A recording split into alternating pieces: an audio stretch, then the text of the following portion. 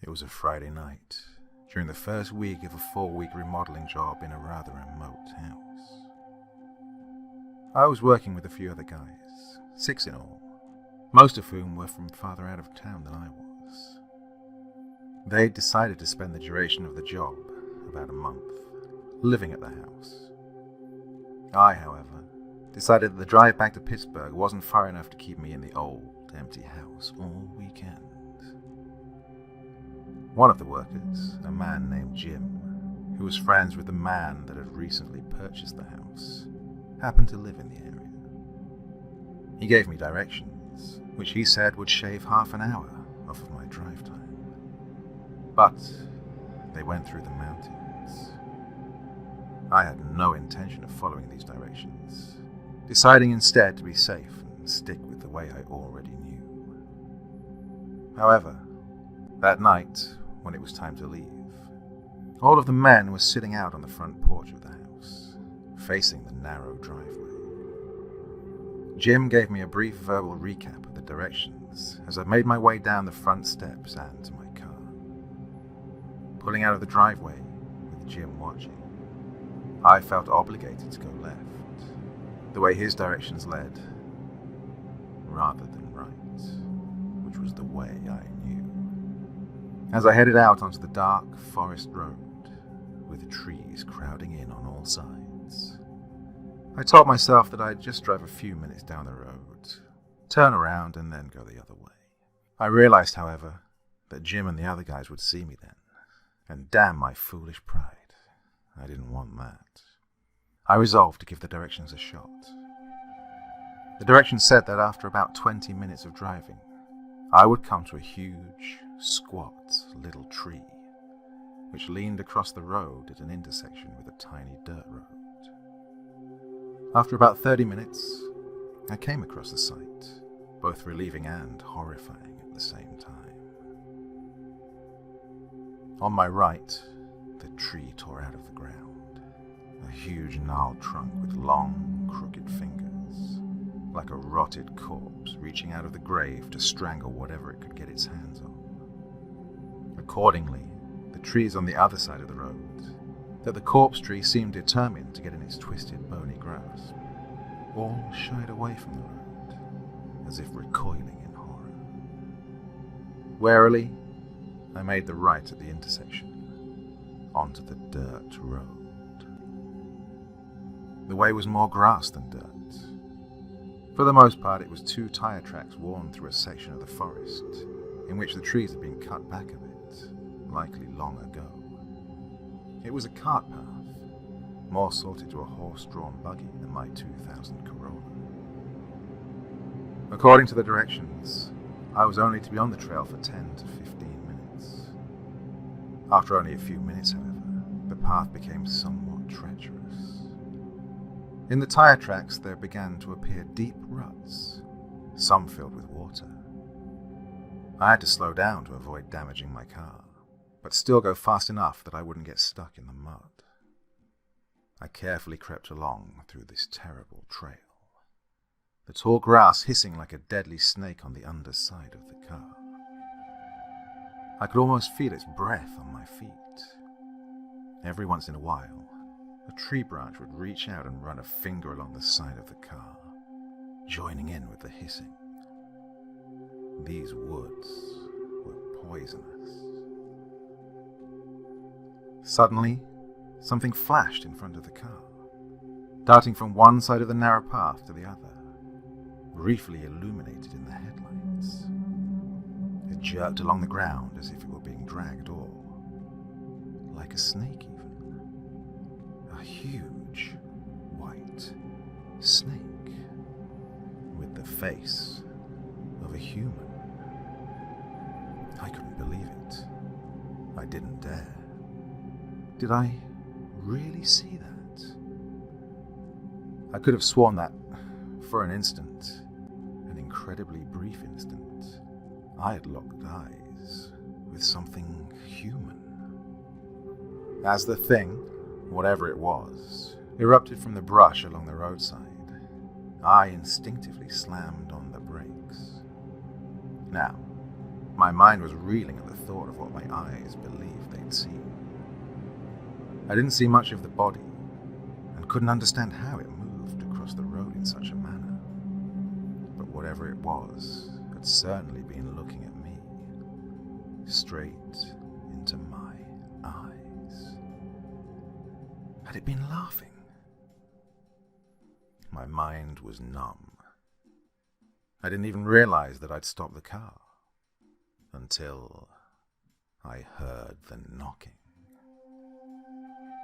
It came once, 3 distinct raps on the driver's side of the car, near the rear tire, just a few feet behind my left shoulder. I wasn't even aware I'd heard it at first. I was so dazed. But then it came again, and I was forced to notice. A long silence followed, and then something bumped along underneath of the car, the sound reverberating through my feet, along with a sound like the hissing of the grass. But this time, the car wasn't moving.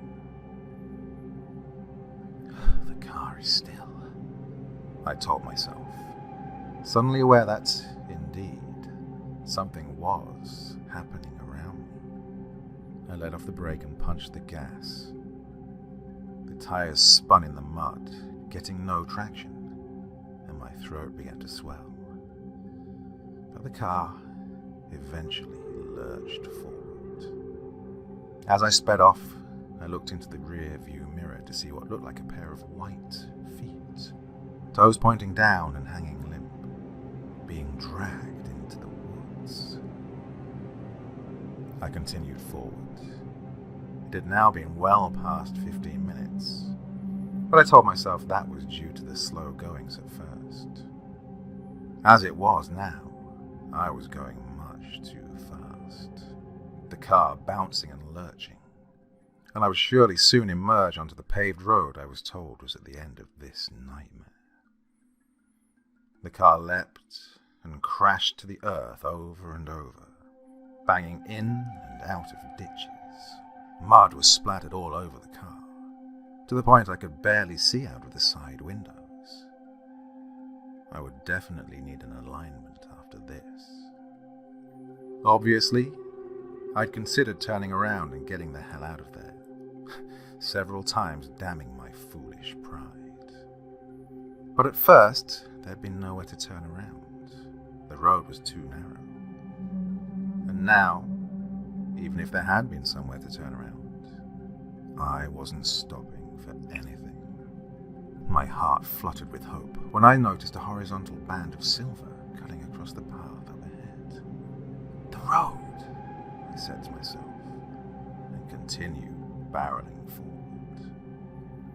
But relief turned to despair as I neared the wall of false hope. I buried the pedal and plunged headlong into the thick bank of fog. My headlights refracted amongst the moist air, enshrouding me in an aura of luminescence. The fog crashed by like ocean waves as I swam blindly through the sea of mist. For what felt like an eternity, I seemed to glide through the ocean of white. The road was suddenly smooth, and I could no longer feel the ground jostling the car through my feet. The fog was no longer crashing past me, but instead seemed to slowly swirl about the car in a way that contradicted the speed at which I was traveling. For one fleeting moment, I was overcome with a feeling of weightlessness, as if I were floating. Out of the swirling mists in front of the car, a shape began to form. It was white, and at first it seemed only part of the fog. But as it grew closer, it was clear that whatever it was solid. As the shape emerged, it took on a human form, silhouetted in ivory against the grey smokescreen. The body of a man was suspended in front of me, the mist swirling about him in lazy circles. He was naked, and his body was completely white, except where there were scrapes and streaks of blood. He hung limp, as if he were strung up by the noose, though I could see no rope. His back was to me, as was his face, on a head twisted completely around. His eyes looked directly into mine, as his long head slowly lifted, and his fat, swollen lips curled up into a wicked, mocking smile. As soon as the image became clear, once I acknowledged what I was looking at, it was like something clicked.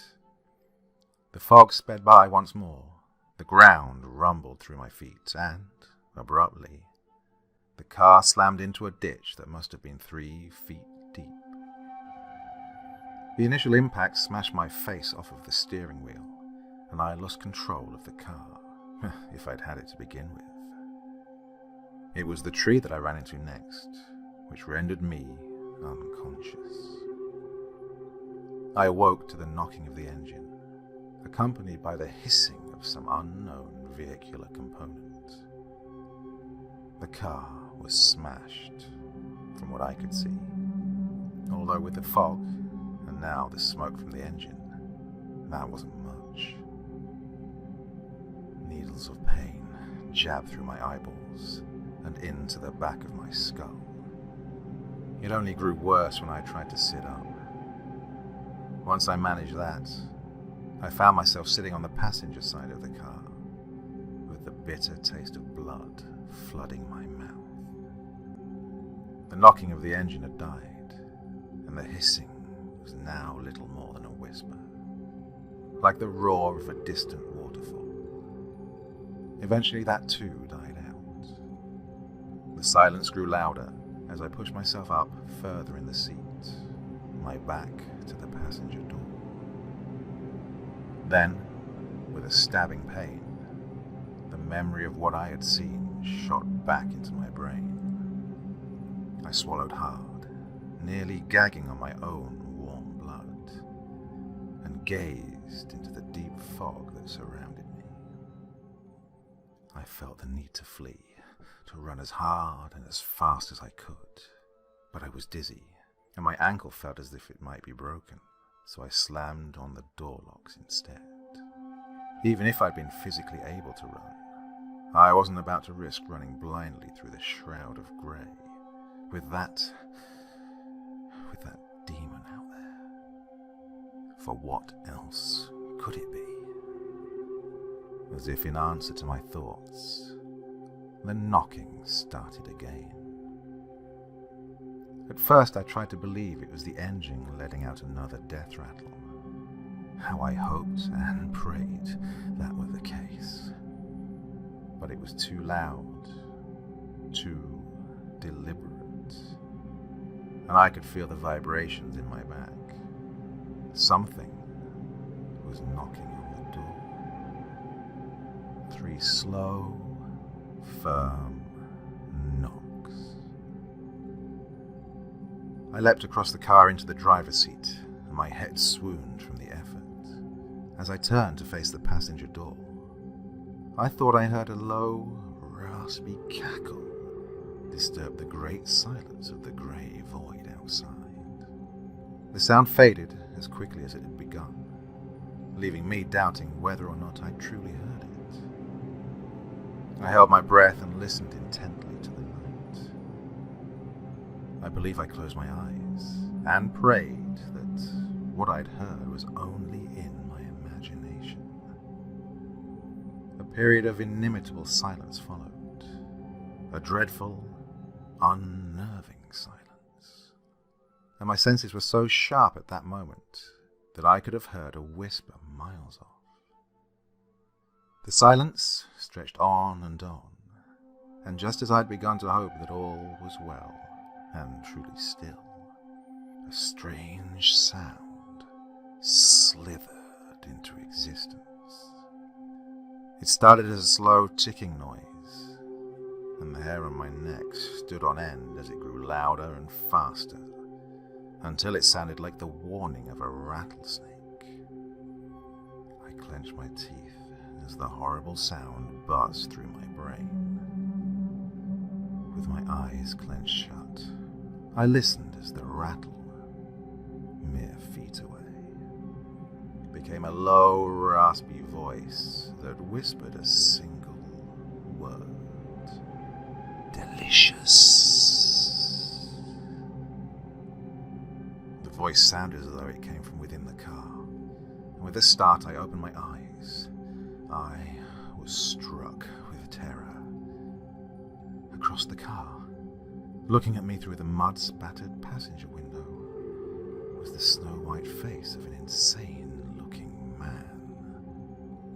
His hungry eyes bulged with excitement from his bald, moon-like face, the bottom of which stretched into a maniacal black grin, like a huge crater. A long, white tongue flicked out of that dank, cavernous hole, licking at the window, smearing mud up and down. He watched me with cold, unblinking eyes, like a hawk watching its prey. Suddenly, his hands pressed up against the glass on either side of his face, and I thought he meant to break the window. It was the backs of his hands placed against the glass, even though his face was towards me, and I watched as he pushed himself to his feet, staring at me until I could no longer see his face above the window. His bare back and buttocks were now exposed to me. The skin, white like ivory, seemed to glow. Long, dirty lacerations extended the length of his backside. I watched as he slowly turned towards me, the front much the same as the back. With a loud thud, the man's hand, if it could be called a man, grasped for the handle of the car door. I heard him let out a rattle of frustration when he found it locked. Again and again, he yanked at the handle, so hard that the car began to shake. I shut my eyes and covered my ears, terrified of what would happen if it managed to get into the car. I sat there shaking from fright and from the motion of the car, listening to the rattle from his breath and from the door handle clacking back and forth. After an eternity of rocking and rattling, I could take no more. I let out a shout with all the strength I could muster. The exertion, paired with my previously suffered injuries, caused me to go lightheaded and nearly black out. When I regained my senses, the car was still, and the rattling had stopped. I looked up to see the thing, whatever it was, stalking off into the fog, its back to me. Atop its shoulders, bulging eyes stared from a head completely twisted around. As it disappeared into the fog, it gave me a final, wicked grin. Just as it vanished, the fog erupted into a swirling ball of light. I looked through the rear window to see a pair of lights floating through the fog. The muffled sound of an engine eventually reached my ears, and soon I saw the truck emerge from the mist. It was the men I'd been working with all week, the men from the house. They pulled me safely from my totaled car and loaded me into the truck. Straight away I was taken to the hospital and treated for a concussion, a fractured ankle and a couple of cracked ribs. I was told to stay home from work for 3 to 4 weeks, for the ribs, as my job involved physical labor at the time, and that is what I did. But while I sat at home, recuperating, and not doing much else, I got to thinking a lot about that night. particularly the ride back out of the woods and to the hospital. It seemed to me that the other guys were quite nervous, and though I wasn't paying much attention at all, their conversation on the way back seemed to suggest that they might know a thing or two about what had transpired. I didn't know any of the men from outside of that job, and didn't have any of their numbers or a way to contact them. Nor did any of them stick around to speak to me at the hospital. So, in what was to be the final week of work on the house, I got in my mother's car and took a ride. I found the men there, working, and when they saw me, everyone grew quiet and stopped what they were doing. Jim gave a solemn nod, slowly approached me, and asked that I wait on the porch and let them finish, and then we could talk. The sun was setting by the time the men came out, each of them looking somber and guilty. It wasn't supposed to happen like that, said Jim. I didn't understand. What wasn't? I asked. That night, the accident. We never meant for anything like that to happen. How could we have known? I don't understand. How could you have known what? Why don't you start from the beginning? And so, he did. The night of the accident, Jim and the other guys had planned a little prank for me. The idea was for Jim to send me down the old, creepy road, which they refer to as White Hollow Road, which may or may not be its official name, and have Greg, one of the guys we'd worked with, lay in the road and pretend to be dead, or jump out in a mask, or some such nonsense, in an attempt to scare me, the new guy. Where is Greg anyway? I asked, realizing I had not seen him since before I left on the night of the accident. The men again shot each other somber and guilty looks. He never came back, Jim answered. They'd sent him out to wait for me in the woods that night, and he hadn't been seen since. Greg had a radio with him, which he was using to communicate with the guys. In his last transmission, Greg said he could see a body hanging from a tree. Then, he said that it was coming after him. The final transmission had ended in a gut-wrenching cry of terror, before going dead. That was the last they'd heard from him. Shortly after that, the men went to look for Greg, but instead found me. You saw it too, didn't you? Jim asked me. I nodded. You were mumbling on the way to the hospital. Demon, you said. Snake demon. I swallowed hard, remembering the thing's evil grin as it disappeared into the fog. Now, we thought it was just a story, Jim said. How could we know it was true? And so, Jim told me the story of the Serpent Man of White Hollow Road. He told me about the evil-looking tree I'd passed, and how it had been the site of innumerable lynchings in the early to mid-1900s. He told me of how the perpetrators of these lynchings would paint their black victims skin white, so that they might go before the Lord in proper fashion.